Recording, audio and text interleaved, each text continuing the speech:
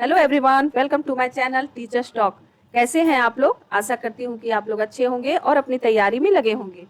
तो आज मैं आप लोगों को मैराथन क्लास लेके आई हूँ आप लोगों के लिए। ये है पाषाण काल। इसमें पूर्व पाषाण काल, मध्य पाषाण काल और नव पाषाण काल के बारे में और उसके जो महत्वपूर्ण स्थल खोजे गए हैं इन काल से संबंधित, उसके बारे में भी मैं डिटेल से एक्सप्लेन करूंगी और आप लोगों को याद करवाने की कोशिश करूंगी और मुझे विश्वास है कि आप लोगों को याद भी हो जाएगी। और देखो, इसके साथ मैं मैराथन जो थ्योरी के साथ साथ पूरा वीडियो को देखना, इसके साथ मैं आप लोगों के लिए क्वेश्चन भी लाई हूँ ताकि आपका फुल्ली रिविजन और आप लोगों को याद भी हो सके। ठीक है, तो मेरा पहला क्वेश्चन है। देखो, मैं पहले क्वेश्चन से स्टार्ट कर रही हूँ कि किस प्रकार के क्वेश्चन जेट 8 में आते हैं। पिछले जेट 8 में इसी प्रकार के प्रश्न आए हुए थे, ठीक ना। तो ये उसी से दिया गया है, उसी के अनुसार बनाया गया है। क्वेश्चन का लेवल मुझे नहीं लगता है कि बहुत हार्ड आएगा, लेकिन वही। चलो, पहला क्वेश्चन है, निम्नलिखित ऐतिहासिक चरणों को सही आरोही क्रम में व्यवस्थित करें, है ना। इसे क्या कहा गया है कि आरोही क्रम में व्यवस्थित करना है। ठीक है, तो आरोही क्रम में आप लोगों को ये पेन कैसी लग रही है? अगर आप लोग बोले तो मैं इसके कलर चेंज कर लूंगी। इसका ब्लैक कलर कैसा रहेगा?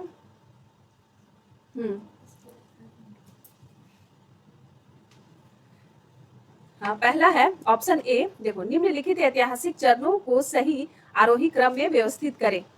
फर्स्ट, निम्न पूरा पाषाण काल। ऑप्शन ए, ऑप्शन 1 है निम्न पूरा पाषाण काल। ऑप्शन 2 मध्य पाषाण काल। ऑप्शन 3 नव पाषाण काल। ऑप्शन 4 उच्च पूरा पाषाण काल। तो इसे आप लोग को व्यवस्थित करना है, तो ये मैं अभी नहीं बताऊंगी और चलते हैं हम लोग थ्योरी की ओर।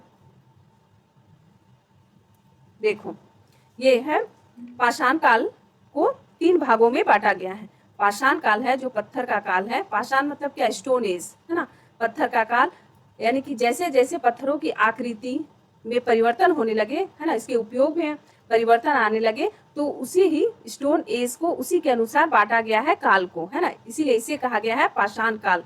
धीरे धीरे इस ये जो पत्थर के औजार थे उन औजारों को सुडौल बनाया जाने लगा, है ना। उसकी आकृति छोटी होने लगी। ठीक है, तो उसी के अनुसार हम लोग इस काल को, जो हमारे इतिहासकार हैं, वो इसे पाषाण काल कहा है। तो देखो, पाषाण काल सबसे पहला है पूरा पाषाण काल, है ना, जो पाषाण काल को 3 भागों में बांटा गया है। ठीक है, 3 भागों में बांटा गया है। पहला है पूरा पाषाण काल यानी कि पैलियोलिथिक एज। तो पैलियोलिथिक एज भी आप लोग याद रखिएगा,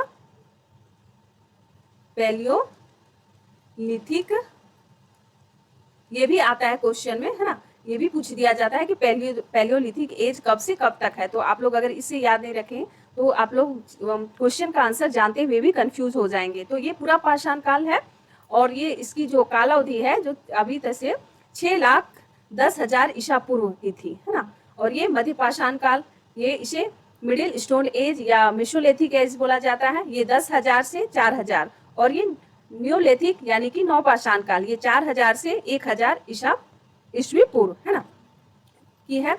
तो देखो, ईस्वी पूर्व की है। तो ये चलो आगे। तो अगर ये भी पूछा जाता है कि पूरा पाषाण काल, मध्य पाषाण काल और नव पाषाण काल, ये तीनों कालों में सबसे लंबी अवधि किसकी थी? तो देखो, देखने से लगता है कि सबसे पूरा पाषाण काल की अवधि सबसे लंबी थी। और पूरा पाषाण काल को फिर पुनः 3 भागों में बांटा गया है। किसके आधार पर? स्टोन्स के आधार पर। तो पहला देखो, निम्न पूरा पाषाण काल, मध्य पूरा पाषाण काल और उच्च पूरा पाषाण काल, है ना। तो अभी मैंने यही प्रश्न पिछले स्लाइड में पूछा था कि पाषाण काल को सही क्रम में सजाना था। तो क्या था? पहला पूरा पाषाण काल था, है ना।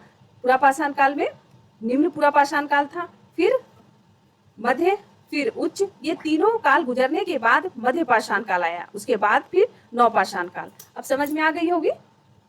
अब चलो देखते हैं, पूरा पाषाण काल के बारे में पढ़ते हैं कि इसकी क्या विशेषताएं थे, हाँ, किन कारणों से पूरा पाषाण काल को काल अवधि को बांटा गया है। ठीक है, तो देखो, पूरा पाषाण काल में हम लोग पहले पढ़ेंगे पैलियोलिथिक एज, यानी कि पहले पढ़ेंगे हम लोग निम्न पूरा पाषाण काल को उपकरणों के आधार पर 2 वर्गों में विभाजित किया गया है ना। निम्न पूरा पाषाण काल जो न्योलिथिक एज थी, हाँ, तो उसे भी औजार के आधार पर, उसे भी औजारों के, पत्थर के औजारों के आधार पर बांटा गया है 2 वर्गों में। पहला है चॉपर चॉपिंग, है ना। दूसरा है एस्चुलियन संस्कृति। ये चॉपर चॉपिंग चॉपर चॉपिंग संस्कृति या पैबुल संस्कृति किसे कहते हैं? चॉपर में क्या होता था कि ये एक साइड धार होती थी, ठीक है। चॉपर में इधर एक साइड धार होती थी और इधर से गोल होता था, ठीक है।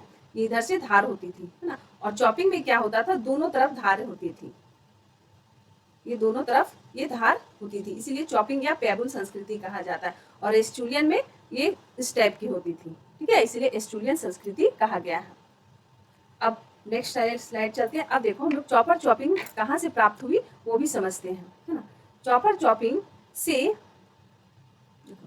चॉपर चॉपिंग के साक्ष्य सर्वप्रथम सोहन या शिवालिक पहाड़ी, सोहन घाटी कहाँ पर है, सोहन के, देखो सोहन में पोतवार पठार स्थित नदी घाटी से मिली हुई है ना। पोतवार पठार स्थित जो नदी घाटी है, कोई भी सभ्यता जो विकसित हुई वो तो नदी घाटी के समीप ही विकसित हुई। तो सोहन घाटी जो है, सोहन है वो सिंधु नदी यानी पंजाब, है ना।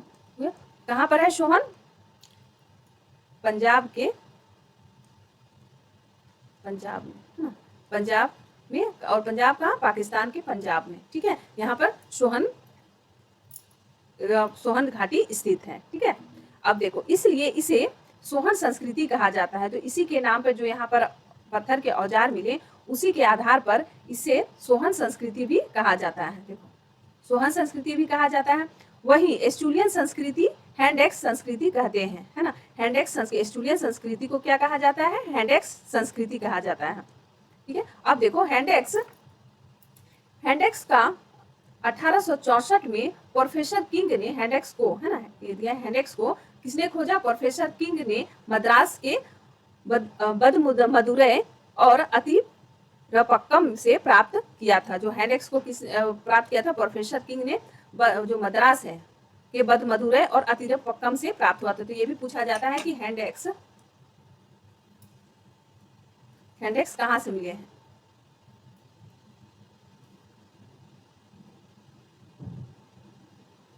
जो हैंडेक्स है वो कहाँ से प्राप्त हुए हैं?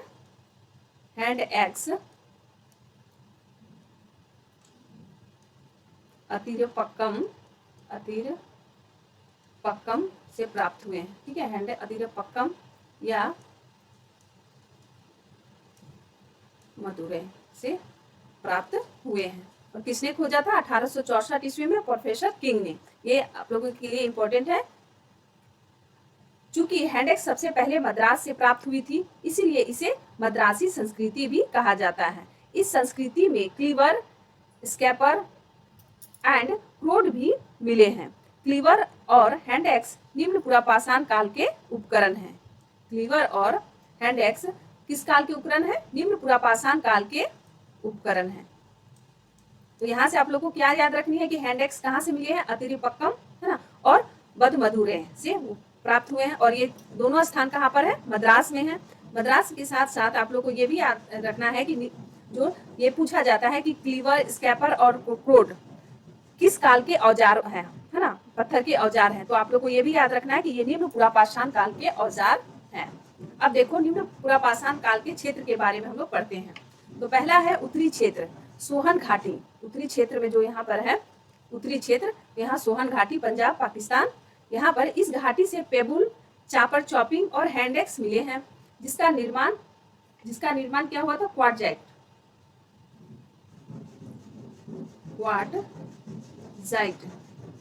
जिसका निर्माण क्वार्टजाइट, आप लोग लिख लें, जिसका निर्माण क्वार्टजाइट एवं स्फटिक से 1928 ईस्वी में सर्वप्रथम वाडिया, ये नाम है, वाडिया ने सोहन घाटी में सर्वप्रथम उत्खनन कराया था, ठीक है।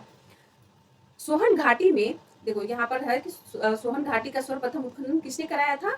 वाडिया साहब ने। और सोहन घाटी में मानव आवास, सोहन घाटी में क्या मिले? मानव आवास के साक्ष्य हैंडेक्स प्राप्त करने वाले HD संकालिया। उत्खनन तो किसने कराया था? 1928 ईस्वी में, ठीक है। 1928 ईस्वी में क्या हुआ था? किन्हीं को पता है तो 1928 ईस्वी में क्या हुआ था वो मुझे बताएंगे।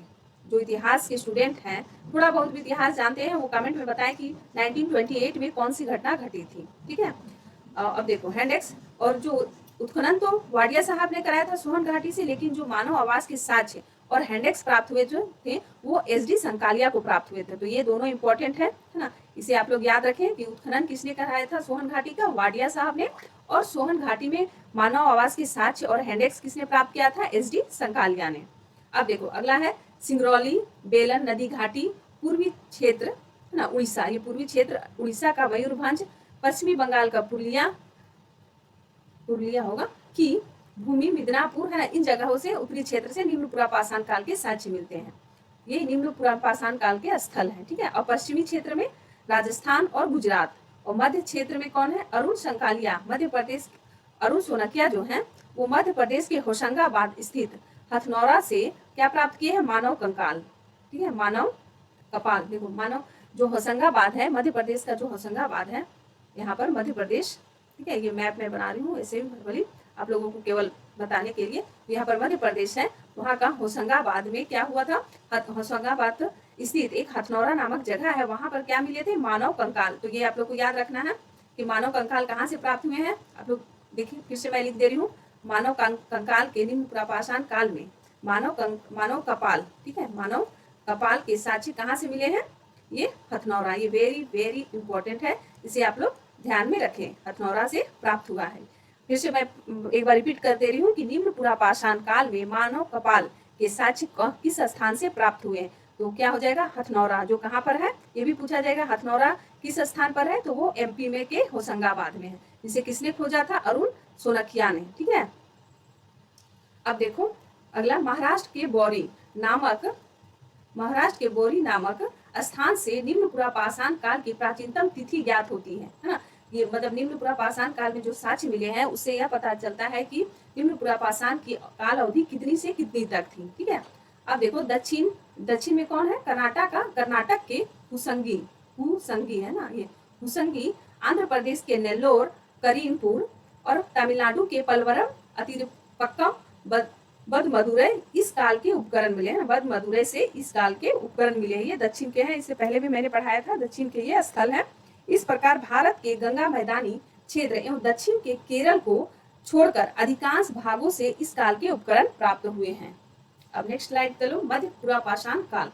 अब हम लोग मध्य पुरापाषाण काल की ओर आते हैं। ये हम लोग जो पुरापाषाण काल पढ़ रहे थे तो उसी में है हम लोग अभी हैं कि निम्न पुरापाषाण काल, मध्य पुरापाषाण काल और उच्च पुरापाषाण काल। ये कंप्लीट करने के बाद हम लोग मध्य पाषाण काल में आएंगे। तो ये मध्य पाषाण काल है। इसे है ना, इसे फलक, ब्लेड, स्कैपर संस्कृति भी कहते हैं। ये क्वेश्चन आ जाएगा, इसलिए मैंने इसे हाईलाइट कर दिया है कि मध्य पुरापाषाण काल को फलक संस्कृति, ब्लेड या स्कैपर संस्कृति कहते हैं। फलक यानी कि जैसे कि पत्थर है और इसे काट दिया जाता है ना, और इसे चाकू की तरह यूज किया जाता है, इसीलिए इसे फलक संस्कृति कहते हैं। और ब्लेड भी घर में आप लोग के पापा जब सेविंग करते हैं, अब तो बहुत ही कम ही लोग यूज करते हैं ब्लेड, लेकिन ये ब्लेड कैसा होता था, इधर भी धार होती है और इधर भी धार होती है ना, तो यही ब्लेड हो गया। स्क्रैपर भी इसी तरह का होता था, है ना, इसी तरह का धार होता था, वो भी सेम इसी तरह होता था, केवल नाम में चेंजिंग है। स्क्रैपर संस्कृति भी कहते हैं। यद्यपि इस काल में तीनों उपकरण प्रचलन में थे। ये तीनों उपकरण जो मध्य पुरापाषाण काल में कौन कौन से उपकरण थे, फलक, ब्लेड और स्क्रैपर, और किंतु प्रधानता फलक की थी। जो सबसे अधिक मध्य पुरापाषाण काल में क्या पाए गए, फलक, इसीलिए इसे फलक संस्कृति भी कहा जाता है। तो ये क्वेश्चन आ सकता है कि फलक संस्कृति का संबंध किस काल से है, तो आप लोग को आंसर क्या देना है, मध्य पुरापाषाण काल से। तो ये इंपॉर्टेंट है, ठीक है, आप लोग इसे याद रखना। महाराष्ट्र स्थित नेवासा है ना, तो ये भी पूछा जाएगा कि नेवासा कहाँ पर है, नेवासा महाराष्ट्र में है, ठीक है, नेवासा कहाँ पर है, महाराष्ट्र में, ये नोट कर ले, नेवासा महाराष्ट्र में है। यहाँ से क्या हुआ, इस संस्कृति का प्रारूप स्थल है।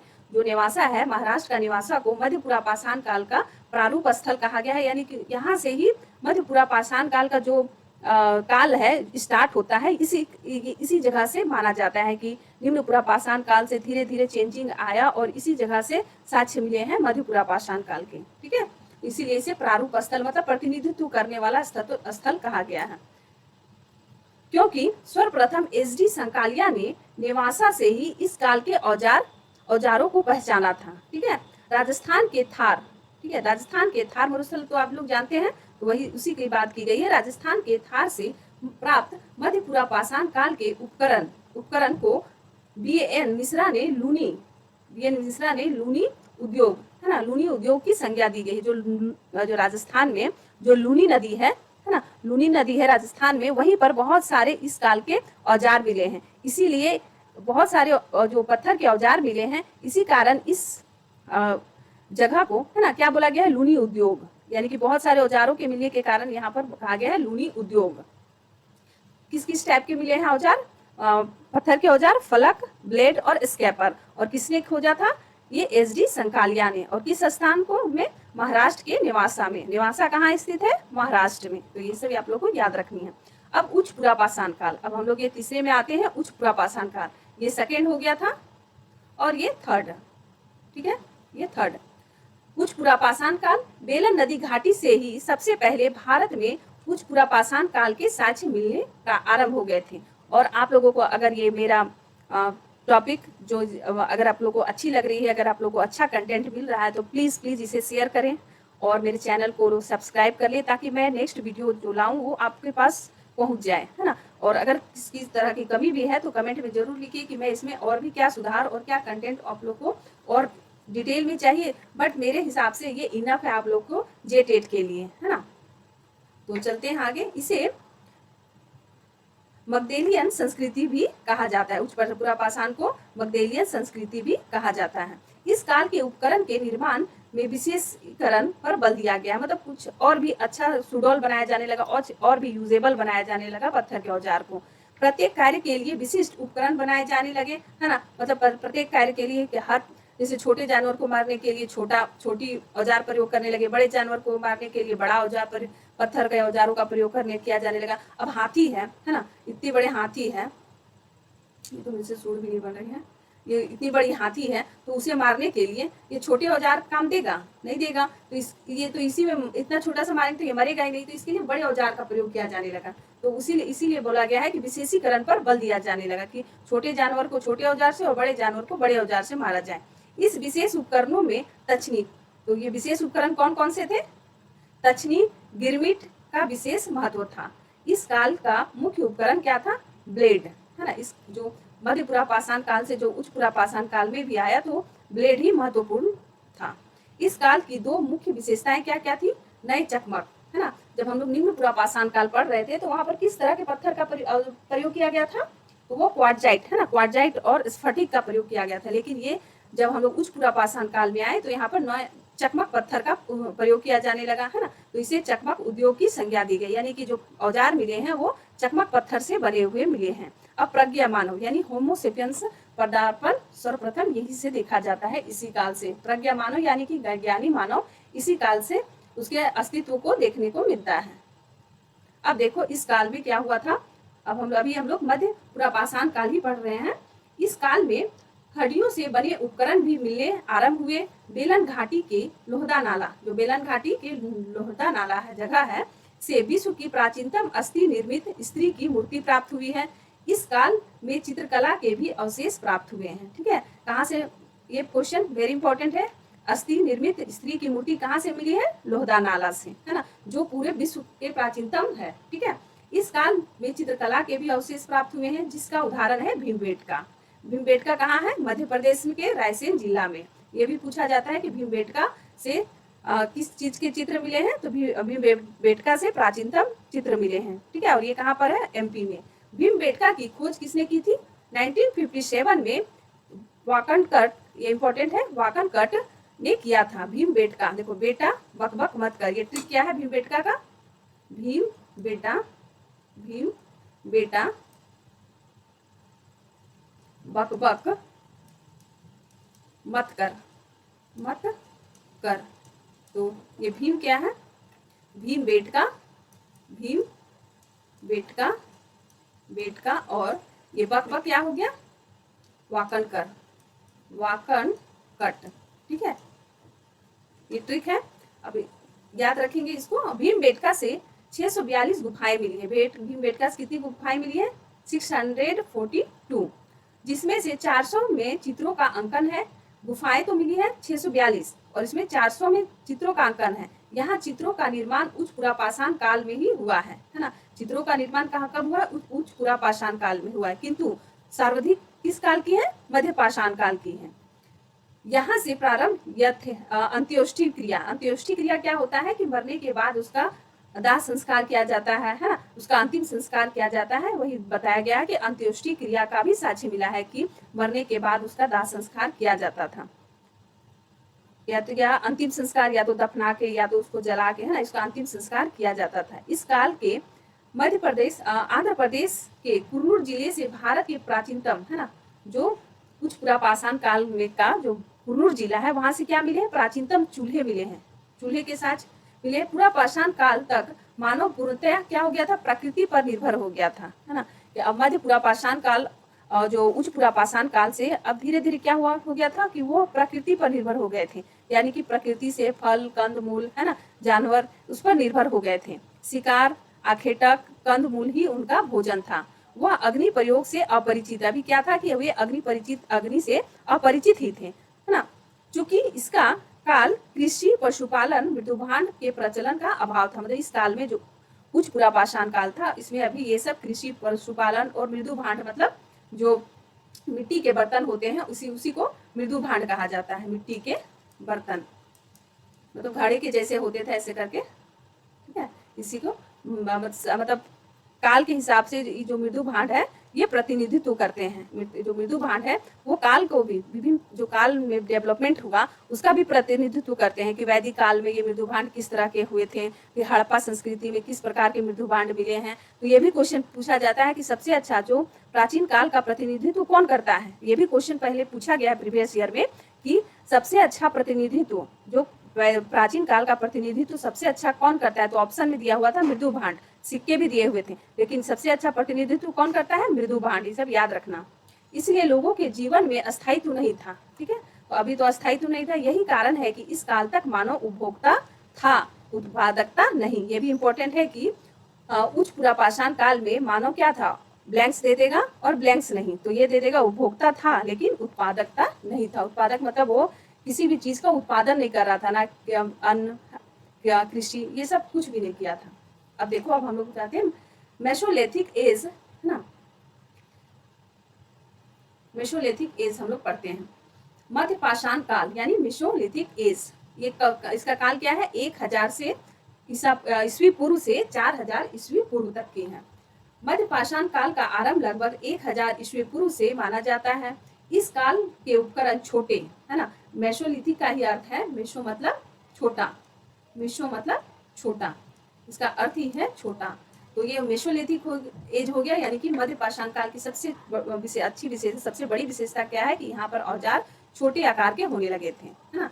इसलिए इस और इसका काल अवधि क्या है, 1000 मैंने कह दिया 10,000 ईस्वी पूर्व से 4000 ईस्वी पूर्व, सॉरी मैंने 1000 गलती से कह दिया, ये 10,000 ईस्वी पूर्व से 4000 ईस्वी पूर्व की थी, ठीक है। और इस काल के लघु उपकरणों का सबसे पहले 1867 में 1867 में करमाइल ने CL करमाइल ने विंध्य क्षेत्र में, है ना, विंध्य क्षेत्र यानी मध्य प्रदेश का क्षेत्र है, विंध्य क्षेत्र से खोजा था। इस काल के लघु उपकरण ज्यामितीय आधार पर बने थे, यानी कि जो मेसोलिथिक एज में जो पत्थर के औजार थे वो ज्यामितीय आधार पर बने थे, यानी कि ये देखो, ये कभी ऐसे था, कभी गोल आकार का था, है ना, तो इसे ही ज्यामितीय आधार पर कहा जाता है। कभी ये ऐसे थे, ठीक है, तो ये क्या है, ये ज्यामितीय है, कभी ट्रायंगल शेप के थे, है ना, कभी ये गोल थे, कभी रेक्टेंगल थे, तो इसी टाइप के औजार थे। इसीलिए कहा गया है कि ज्यामितीय आधार पर बने थे। जैसे चंद्राकार, है ना, तो इस प्रकार के भी थे, ये गोल चंद्राकार, अर्ध चंद्राकार, ठीक है, अर्ध चंद्राकार इस तरह के, है ना। यहाँ से अगर किसी को मारा जाए कि कोई भी जानवर को, तो ये तो आराम से उसका वध किया जा सकता है। अर्ध चंद्राकार, त्रिभुजामुखी, समलंब चतुर्भुजी इत्यादि पूरा पाषाण काल में जहाँ औजारों के निर्माण में क्वार्टजाइट की बहुलता थी, है ना, क्वार्टजाइट की बहुलता थी, तो वही मध्य पाषाण युग में क्या हो गया था, जो निम्न पूरा पाषाण काल था, जो पूरा पाषाण काल में सबसे अधिक बहुलता किसकी थी, क्वार्टजाइट की। ये भी क्वेश्चन पूछा जाएगा, देखो ध्यान से कि पूरा पाषाण काल में किन पत्थर के औजारों की अधिक बहुलता थी, तो क्वार्टजाइट, ये ध्यान रखना। और जो मध्य में आ गए, मध्य पाषाण काल में, तो क्या किन औजारों की सबसे अधिक बहुलता हो गई, मतलब किस तरह के, तो ये अभी प्रयोग कर रहे थे, कैसे डोनी, है ना, इस प्रकार की प्रधानता थी, इस प्रकार के पत्थरों की प्रधानता थी। देखो मैंने यहाँ पर लिखा हुआ है कैल्सेडोनी। हालांकि इसके अलावा जैस्पर, चर्ट, फ्लीट, क्वार्टजाइट इत्यादि पत्थरों के भी औजार प्राप्त हुए हैं। इस काल के आरंभ में हुए जलवायु परिवर्तनों यानी कि पूरा पाषाण काल हिम युग का काल था। अभी क्या था, मतलब पूरा पाषाण काल का युग क्या था, हिम युग था, है ना, मतलब पूरी ठंडी थी, पूरा बर्फ से ढका हुआ था। इसके बाद क्या हुआ, इसका काल है ना, तो जब मध्य पाषाण काल में आया, धीरे धीरे डेवलपमेंट हुआ का, तो क्या हुआ कि सांस्कृतिक विकास को प्रभावित किया, है ना, हिम युग का काल था। तो इसके रहन सहन, सांस्कृतिक विकास क्या, इसके रहन सहन, खाने पीने के तौर तरीके, इसमें परिवर्तन आया, है ना, यानी कि इनके सामाजिक जीवन में को प्रभावित किया था। फलस्वरूप बर्फ की जगह, है ना, बर्फ की जगह जो धीरे धीरे जलवायु परिवर्तन हुआ तो गर्म होने लगे, वातावरण क्या हुआ, गर्म होने लगा। तो गर्म होने के बाद कैसे, घास के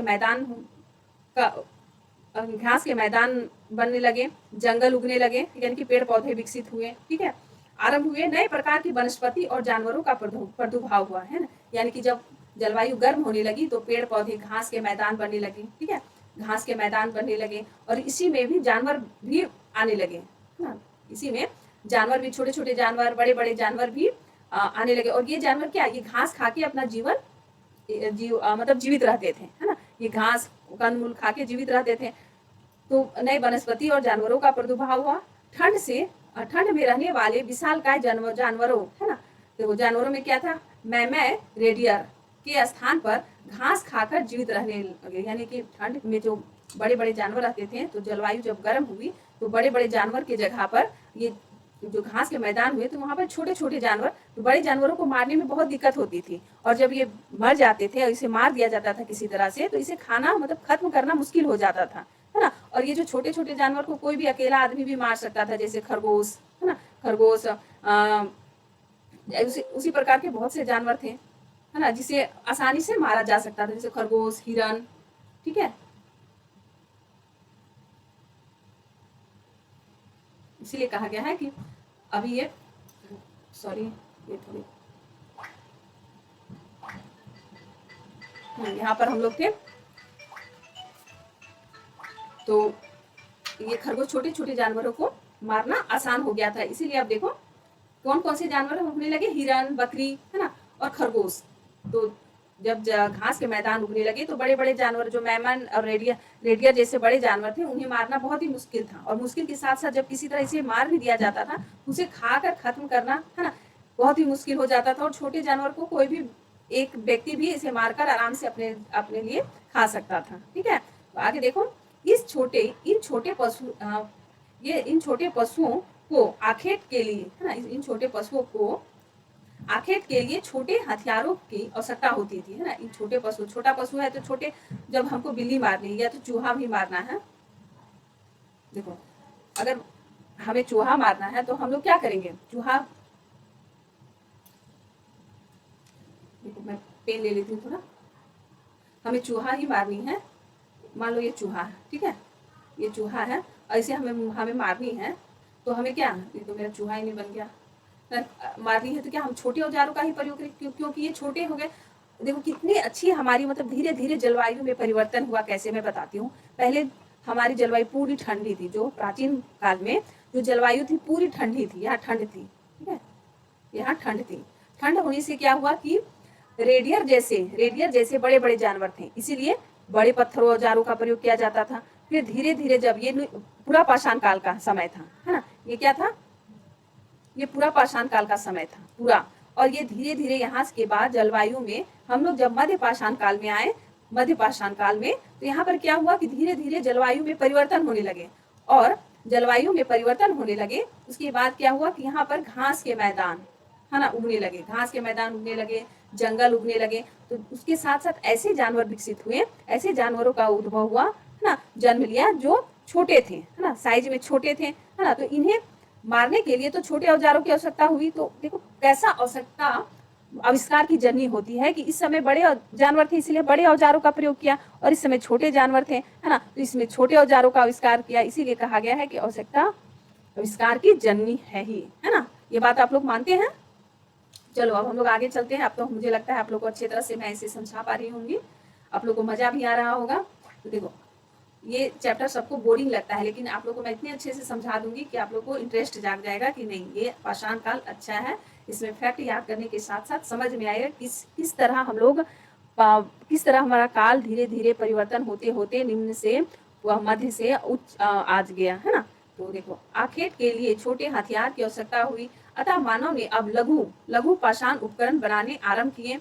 ठीक है, और ये उपकरण क्या कहते हैं? ब्लेड, बेधनी, चंद्राकार, समलंब, है ना। ये किसका प्रतिनिधित्व करते हैं? मध्य पाषाण काल का।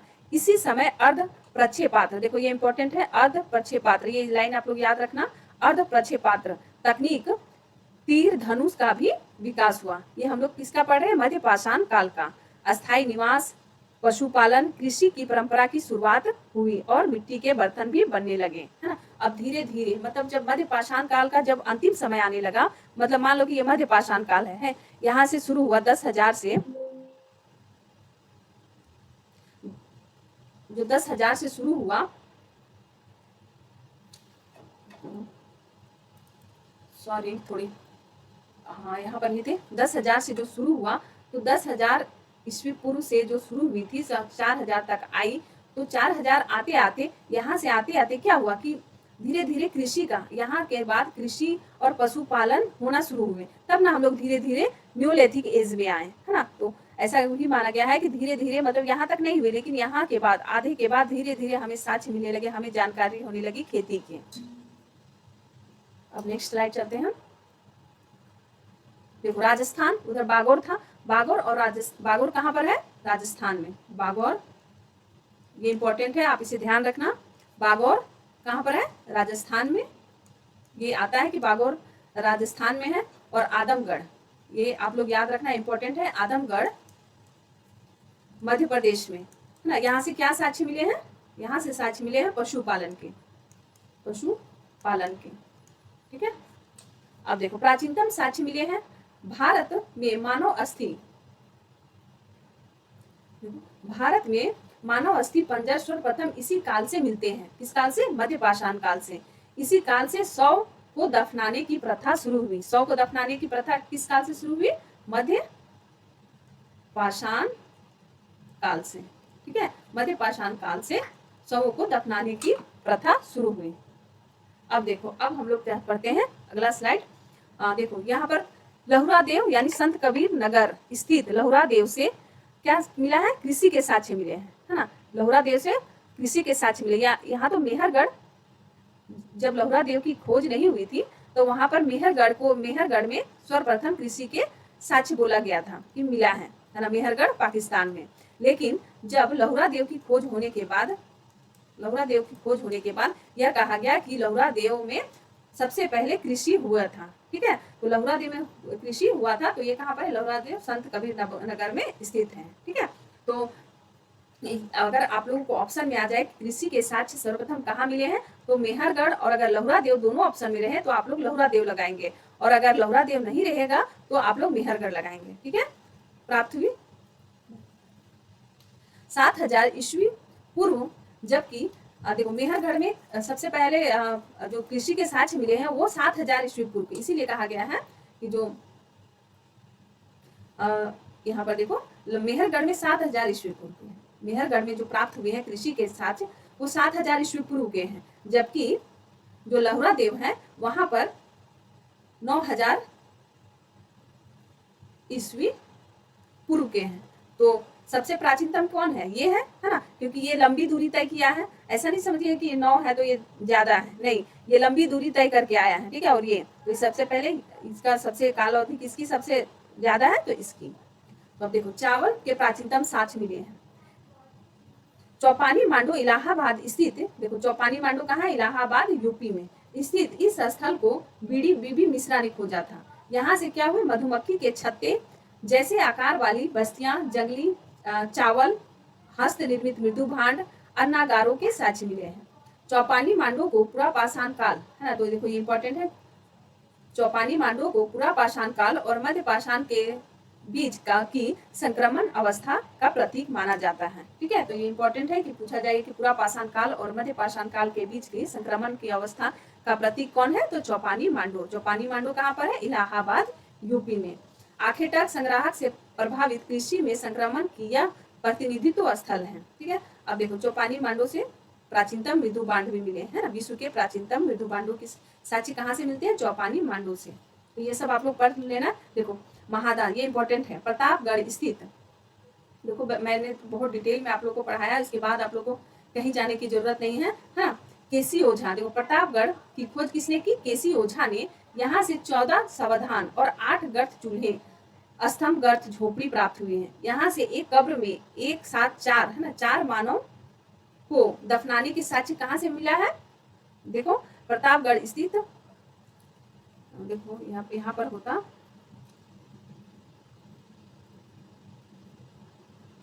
सराय नाहर है ना, नाहर के बारे में, सराय नाहर के बारे में ये कहा गया है, प्रतापगढ़ स्थित। ये सराय नाहर प्रतापगढ़ स्थित है ना, सराय नाहर कहाँ है, प्रतापगढ़। ये सराय नाहर के बारे में बोला गया है कि यहाँ पर 14 शवाधान और 8 गर्त चूल्हे, साथ ही स्तंभ गर्त झोपड़ियां मिली हैं। ठीक है, उसके बाद देखो महादाह, महादाह यहाँ पर है। महादाह से क्या मिले, युग्मित समाधि मिली, यानी कि युग्मित समाधि, स्त्री पुरुष को एक साथ दफनाया गया है, वो कहाँ पर, महादाह। मतलब दोनों को एक साथ दफनाया गया, इसलिए कहा गया है कि महान हो गए वो लोग। ठीक है, तो ये ट्रिक याद रखना कि स्त्री पुरुष को दोनों एक साथ अपनाया है, इससे वो महान हो गए और आज हम लोग उसको पढ़ रहे हैं। ये इंपॉर्टेंट है। 13 मानव कंकाल भी मिले हैं यहाँ से, कहाँ से, महादाह से। और दमदमा से क्या मिले हैं, त्रिमानव समाधि मिली है और 41 मानव समाधान मिले हैं। साथ ही हाथी दांत के लॉकेट भी मिला है, जो हाथी दांत है उसका लॉकेट भी इस तरह का लटका हुआ मिला है। ठीक है, अब देखो नवपाषाण काल में हम लोग आ गए, न्योलिथिक एज। अब हम लोग क्वेश्चन आंसर भी करेंगे। विश्व के संदर्भ में नवपाषाण काल का आरंभ 9000 ईस्वी पूर्व से, किंतु इसकी शुरुआत 400 ईस्वी पूर्व मानी जाती है।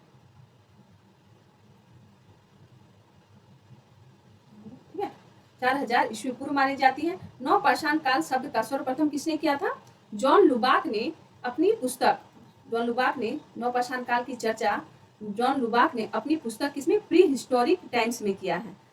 और गार्डन चाइल्ड ने नवपाषाण ताम्र पाषाण संस्कृति हेतु क्या बोला है, अनुत्पादक संस्कृति। किसने कहा नवपाषाण काल को अनुत्पादक संस्कृति, गार्डन चाइल्ड ने।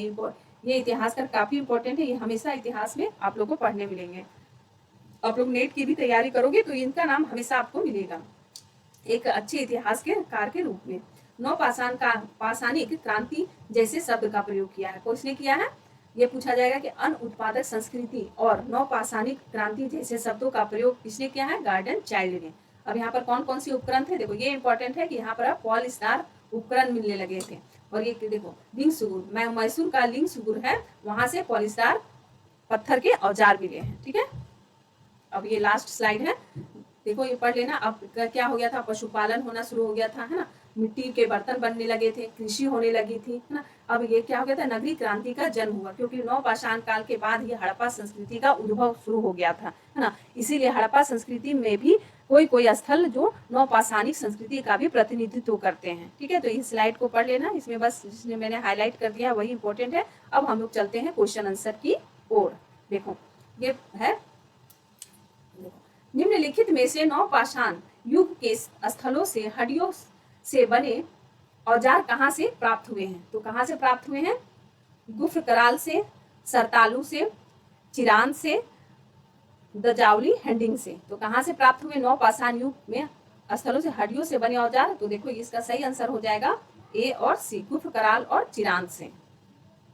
ऑप्शन बी देखो, सेकेंड क्वेश्चन, भारतीय महापाषाण भारत के संदर्भ में कहा गया है कि महापाषाण संस्कृति से निम्नलिखित में से क्या क्या संबंधित है।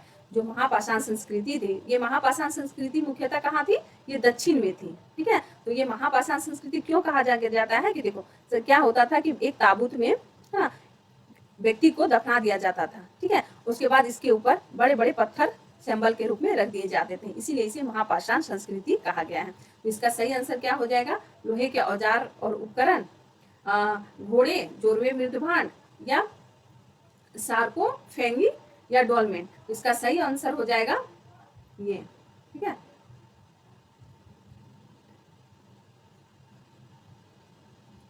अब देखो ये डोलमेंस, इस शब्द का तात्पर्य क्या है, ये इस बार का वेरी इंपॉर्टेंट मैं इसे लगा रही हूँ, है ना। डोलमेंस, डोलमेंस क्या थी? ऑप्शन ए हड्डी और लकड़ी द्वारा उपकरण बनाना, दूसरा चाक पर निर्मित मिट्टी के बर्तन, तीसरा इतिहास पूर्व की चित्रकलाएं, फिर चौथा गड्ढे हुए मुर्दों पर निर्मित समाधियां। इसका सही आंसर क्या होगा? अभी मैंने बताया था। तो डोलमेंस क्या थे? ऑप्शन 4 गढ़े हुए मुर्दों पर चित्रित निर्मित समाधियां थी। ऑप्शन देखो ये भारत की 4 है, भारत की निम्नलिखित पुरातात्विक संस्कृतियों को उनके कालक्रम के अनुसार व्यवस्थित कीजिए। तो इन्हें व्यवस्थित करना है, तो इसका क्या हो जाएगा? पहला है जो ऑप्शन ए कोट दीजी संस्कृति, ऑप्शन बी जोरवे संस्कृति, ऑप्शन सी मालवा संस्कृति, ऑप्शन डी कैथा संस्कृति। तो इसका सही आंसर क्या हो जाएगा?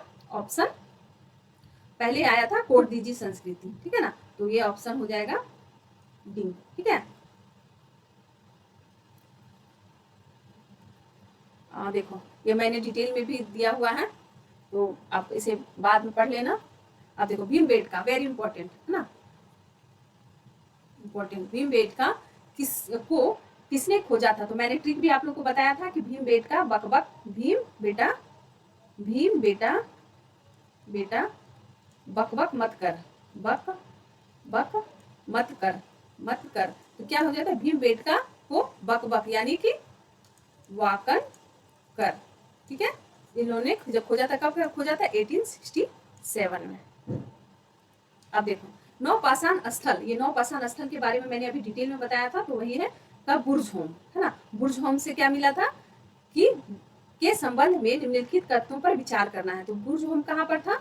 ऑप्शन ए यह कश्मीर घाटी में स्थित है, ऑप्शन 2 बुर्ज होम में रहने वाले लोगों ने कृषि गतिविधियों को अपना ली थी या पशुओं को पालतू बनाना सीख लिया था, ऑप्शन 3 बुर्ज होम से विभिन्न प्रकार के हड्डी के औजारों की खोज हुई है। तो मुख्यतः क्या हुआ बुर्ज होम में? बुर्ज होम तो ठीक है, ऑप्शन 1 सही है कि ये कश्मीर में है ना, ये जम्मू कश्मीर में है। साथ ही यहाँ पर क्या हुआ है? बुर्ज होम में गर्त आवास के साक्ष्य मिले हैं, गर्त आवास के भी यहाँ पर साक्ष्य मिले हैं, यानी कि जो जमीन के नीचे ठंड के वजह से गड्ढा करके यहाँ पर लोग रहते थे, इसीलिए इसे गर्त आवास कहा गया है।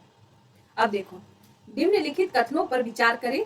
ऑप्शन ए, मतलब ऑप्शन 1 दिया हुआ है कि राख के टीले दक्षिण भारत के नौपाषाण स्थलों की विशेषता है। क्या राख के टीले नौपाषाण स्थलों की विशेषता है जो दक्षिण भारत के थे?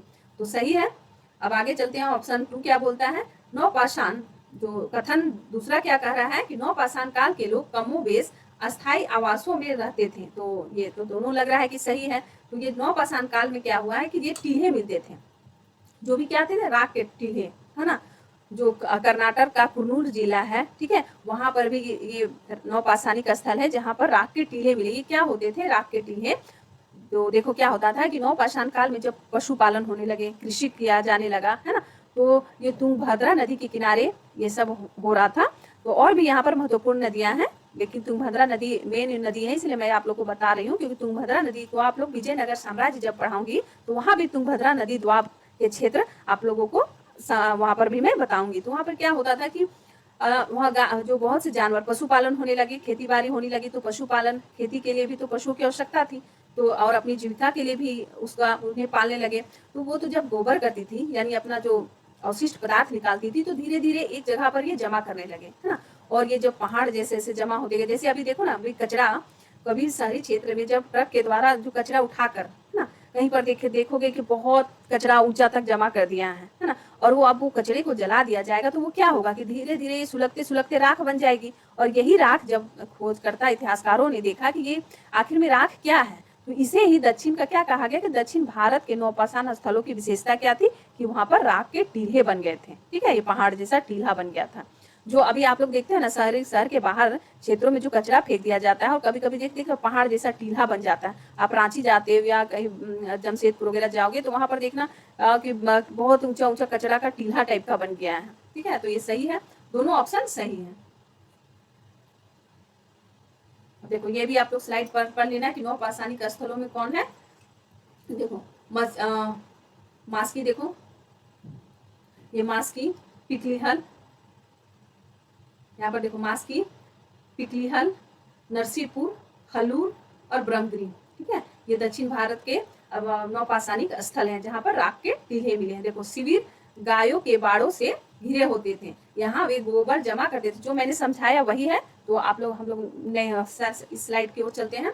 सबसे पहले मानव सदृश प्राणी जो प्रज्ञा मानव होमोसेपियन से प्रजातीय रूप से भिन्न था, उसे सामान्यतः जाना जाता था। तो क्या, अब मैं जल्दी जल्दी आंसर आप लोग को बता रही हूँ। हाँ, पिथेकेथ्रोपस है ना, तो क्या हो जाएगा, पीके यानी पिकेथ्रोपस। ट्रिक क्या है, जो ट्रिक क्या है, तो आप लोग पीके मूवी देखा होगा ना, पीके मूवी, तो वो देखा था कि वो आसमान से गिरा था, है ना, वो क्या बोला जाता था कि क्या उसे बोला गया था।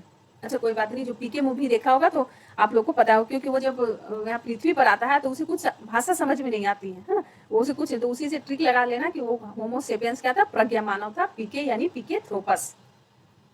अब देखो, robust brute foot, very important question, जो मैं इंपॉर्टेंट लगा रही हूँ तो उसे ध्यान रखना। रोबस्ट ब्रूट फुट, जिन्होंने भारत में पूर्व पाषाणिक उपकरण की खोज की, मुख्यतः थे, तो कौन थे?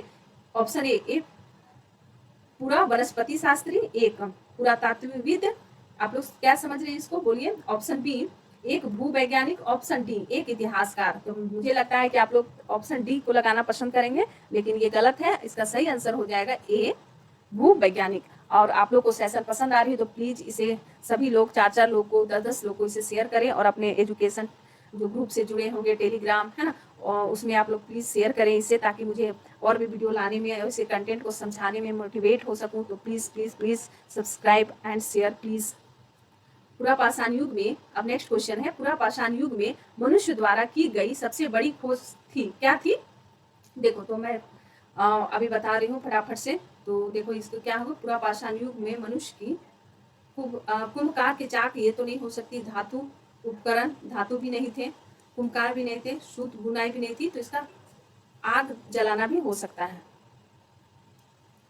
सोहन संस्कृति किस संस्कृति का दूसरा नाम था? तो सोहन संस्कृति मैंने अभी पढ़ाया था, किस संस्कृति का दूसरा नाम था? तो ये पुरापाषाण हो जाएगा। पुरापाषाण में निम्न पुरापाषाण संस्कृति का था। अब देखो, निम्न पूर्व पाषाण, ये निम्न पूर्व पाषाण काल के बारे में बोला गया है कि निम्न पूर्व पाषाण, यानी कि हमने पुरापाषाण को 3 काल में बांटा था, निम्न, मध्य और उच्च, ठीक है। तो निम्न पुरापाषाण काल के मानव के बारे में कौन सा तथ्य सही है? तो देखो, वह कोर उपकरणों का प्रयोग करते थे, ऑप्शन बी क्या है, वह लघु पाषाण उपकरणों का प्रयोग करते थे, डी सी है कि वह पशुपालक थे, और ऑप्शन डी है कि वह पॉलिशदार कुल्हाड़ियों का प्रयोग करते थे। तो देखो, ये इसमें ये हो जाएगा, वह कोर उपकरणों का प्रयोग करते थे, क्योंकि अभी तो लघु पाषाण तो उपकरणों तो प्रयोग में की नहीं गई थी, क्योंकि ये मेसोलिथिक एज में हुआ था, और पशुपालन शुरू हुआ था क्या, मध्य पाषाण काल से पशुपालन शुरू हो गया था। और पॉलिशदार जो कुल्हाड़ियां हैं, पॉलिशदार किसका प्रतिनिधित्व करती है? ये निम्न पुरापाषाण काल का प्रतिनिधित्व करती है, ना कि इसमें क्या दिया, निम्न पूर्व पाषाण काल, ठीक है। तो सॉरी ये सही है, इसमें ये हो जाएगा ना, इसमें मुझे थोड़ा मिस्टेक हुआ, मैंने निम्न उच्च पुरापाषाण काल समझ लिया था, सॉरी, इसमें ये हो जाएगा, इसमें क्या हो जाएगा, ये निम्न पुरापाषाण काल के बारे में बोला गया है ना, निम्न पुरापाषाण काल। तो इसमें ये हो जाएगा कि अभी पॉलिशदार कुल्हाड़ी का प्रयोग किया जाने लगा था, ठीक है। इसमें साथ साथ ये भी हो जाएगा कि वो पशुपालक भी हो गए थे, ठीक है। और पशुपालन के साथ, चलो ये भी दोनों सही है। अब देखो, निम्नलिखित में से कौन सा एक औजार पुरापाषाण संस्कृति से संबंधित नहीं है? यानी कि यह पूछा गया है कि कौन सा औजार है जो पुरापाषाण संस्कृति में नहीं थे। तो देखो, कुल्हाड़ी भी मिल गए थे, गड़ासा भी था, और देखो ये विदारनी भी थी, है ना, ये स्लेट नहीं था इस समय, ठीक है। तो आंसर क्या हो जाएगा, स्लेट। अब देखो, ये फलक संस्कृति किसे कहा गया है? तो बताओ, फलक संस्कृति, जो ये फलक संस्कृति क्या था, ये पत्थरों का औजार को यहाँ से काट दिया जाता था, तो उसे फलक संस्कृति कहा गया। तो ये मध्य पुरापाषाण काल की थी फलक संस्कृति, ठीक है। अब देखो, पुरापाषाण काल एवं नवपाषाण काल के मध्यवर्ती काल को क्या कहा जाता है? तो ऑप्शन ए मध्य पाषाण काल, ऑप्शन बी ताम्रपाषाण काल, ऑप्शन सी लौह काल, ऑप्शन डी महापाषाण काल। तो इसका सही आंसर क्या हो जाएगा? इसका सही आंसर बताइए। अभी मैंने बताया था, तो पुरापाषाण काल के बाद मध्य पाषाण काल, तो आंसर क्या हो जाएगा, मध्य पाषाण काल। अब देखो, ये है, ये भी काफी इंपॉर्टेंट है। पूरा पाषाण काल का प्राचीनतम साक्ष्य कहाँ से प्राप्त हुआ है? सॉरी, पशुपालन का प्राचीनतम साक्ष्य कहाँ से प्राप्त हुआ है? तो ये प्राप्त हुआ है बागौर से। बागौर से। अगला है, निम्नलिखित में से किस काल में माइक्रोलिथ का उपयोग होता था? तो माइक्रोलिथ का उपयोग मध्य पाषाण काल में। निम्नलिखित में से किस नवपाषाणिक पुरा स्थल से गर्त निवास के प्रमाण मिले हैं? तो गर्त निवास के प्रमाण किससे मिले हैं? Option A Martand, option B Daojali Hading, option C Burzahom, option D Chirand. तो इसका सही आंसर हो जाएगा बुर्जहोम। ठीक है, इसका सही आंसर है बुर्जहोम।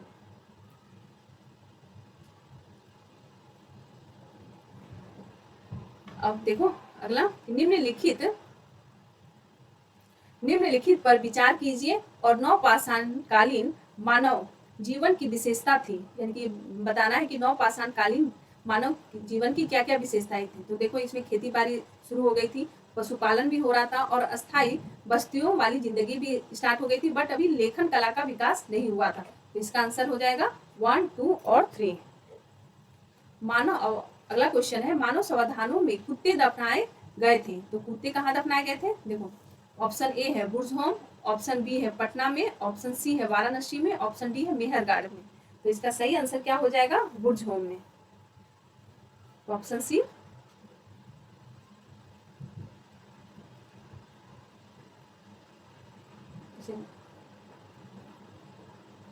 ऑप्शन सी हो जाएगा।